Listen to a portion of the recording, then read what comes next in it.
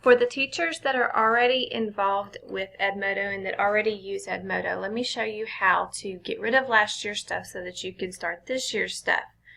One of the things that you need to pay attention to is that as far as the managed groups. And so if I click over here, and I've already gotten rid of several of my things, when you pull up your particular class, go to group settings right here and scroll down to group settings right there. And you come over here and we want to archive group. Now you can delete group, but I usually just archive it because of the different pieces of information that I usually have with my students. And so I just click yes, and so I can get rid of this one as well. Once again, it's going to load up that particular class and go to group settings, and archive group. Now, I'm done with that group for the year, and as you can see, this was some of the latest posts that I've done as far as later on in the school year. As you know, we have several different communities that you can be a part of. We have one for our campus and we have one for the district, and the district does have kind of its own special little Edmodo page. We have a code for it, but if you go on the website, you can get to Edmodo through that. And so you can have teacher groups. This Technology Champions is a teacher group, but I can create a group. And because I'm creative, 7th grade honors is the name of this class. This one's actually going to be 2 classes involved, and I'm going to go ahead and say that it's 7th grade. But if I wanted to, I could come back and, well, I can drag this and then drag this down here down to 7th and 8th grade, because it is, mine does cover 2 classes worth, even though it's only 1 set of students. And so I can, for this sake, I will just say that it's all math. And so I can create, and so that class is done. What that does is some of the things that you can, some of the extras that Edmodo has, can add to it. And so what I can do is I now have different things. And this group code right here in your corner is the most important thing.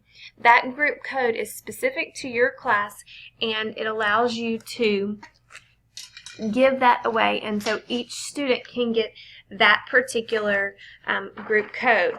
And so that would be the one that I would share with my parents or share with the students. Now, once you have students involved, then what we can do is that student, once they've joined it, their parent can ask you for, and they will get a similar code number, and that goes specifically to the parent. So the parent can see what's kind of going on. They can't comment and they can't add to anything, but they can kind of keep track of different things. A lot of times I send out reminders or I'll send out homework things, and I'll make sure that the parents receive it as well.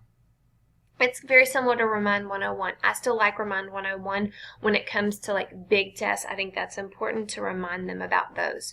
But this is where each afternoon I sit down for my agenda on the board and I type it into Edmodo, and I'm done, and I've got a constant record of my lesson plans for the students, and so then the students can't whine about it. It's also available as an app, and it works on both the Androids and with the Apple system, so there is no excuse why they can't receive it, because it is on all of it. It's even on the Windows tablets as well, and so there is no reason they can't get a hold of it. Now, as far as, I keep it pretty basic. I just do their lessons. I type in here and I use these notes and I type it in here, and see, this is where if I had another class, if I've got one, let's say my 8th grade math students are going to do the same thing that day, and so I can just type in 8th grade math and they will receive it also. Now this here allows me to attach files.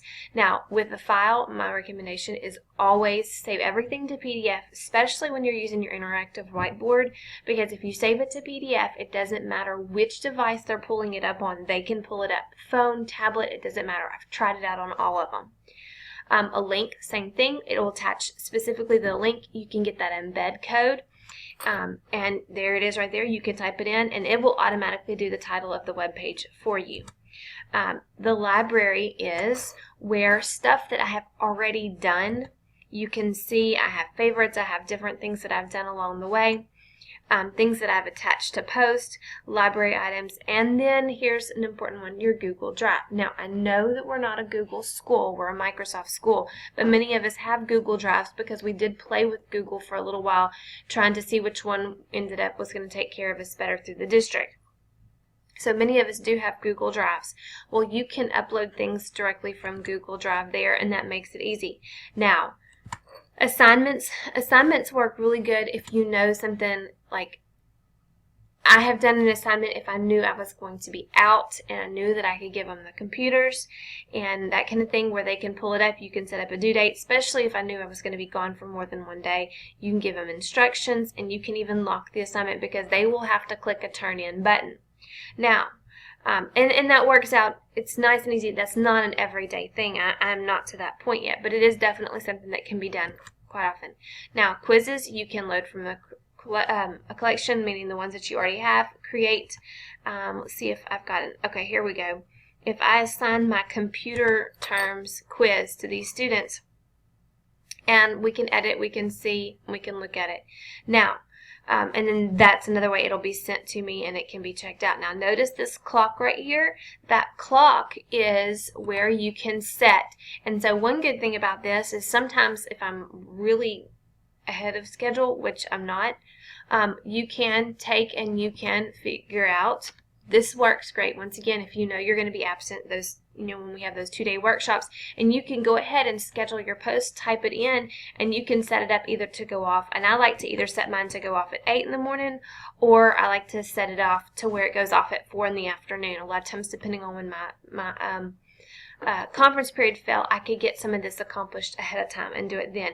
It takes about 5 minutes to do it in, not even that long whenever I attach those notes. It's very, very simple.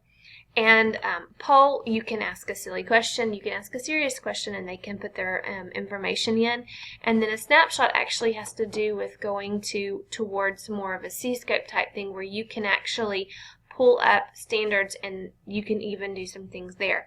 I don't really use snapshot. I tend to use note, assignment, and quiz, mainly using my note and my assignment the most. And I use it, you'll be able to see it looks more like a Facebook feed where the kids can comment, and a lot of times I would have the kids they'll ask me questions, and I would receive a question about a homework assignment, and I would actually receive it on my phone because I have the app on my phone or on my tablet, and I could actually respond back to them later on at that time. And so it makes it easier. You know how it is whenever you've got that one more question that needs to be answered. So Edmodo is great for that kind of thing. You can also fix it to where Edmodo is a lot faster than your website to fix every day. And so that's an easy way of getting your website adjusted and done every single day without actually having to put forth a whole lot of effort. So just a thought, the best part, Edmodo is watched. Edmodo is watched, and you are protected because there are people that are looking at and that are looking through and looking for certain things. And so even though it is a communication between a student and a teacher, I feel like you are protected in a sense that I know somebody is always watching and they're making sure that nothing I say is wrong, but also in the same sense that nothing that those kids say is wrong and can't be misconstrued. The next best thing about it is the fact that it is if you were to Google someone's name in Edmodo, you would not be able to find them. They've got it to where Edmodo is not able to be Googled. And so it's another way of protecting some of our students. A lot of times the parents that are against social media, such as a classroom Facebook page, have no problem in this Edmodo use. A lot of them have even found that it's very helpful to have in class.